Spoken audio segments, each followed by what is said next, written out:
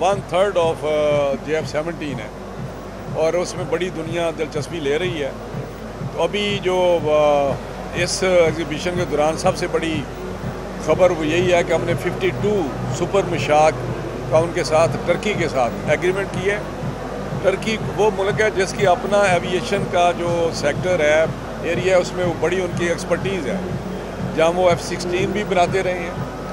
अब उसकी F-16 की ओवर हालिंग और उसकी अपग्रेडेशन की उनके पास फैसिलिटी है। हेलीकॉप्टर वो बड़ा अच्छा बना रहे हैं।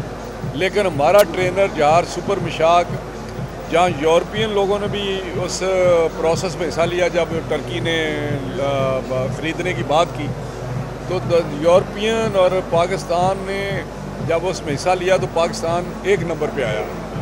ये कोई ऐसे नहीं हुआ कि टर्की ने ख़रीदे हैं, हम थ्रू कंपटीशन बिड में गए और पाकिस्तान, ये ट्रेनर जहाज़ की मैं बात कर रहा हूँ, तो ये अल्हम्दुलिल्लाह हमारे उनके साथ एग्रीमेंट साइन हो गया है। ये 52 का ये नंबर भी कोई कम नहीं, 52 बहुत बड़ा नंबर है।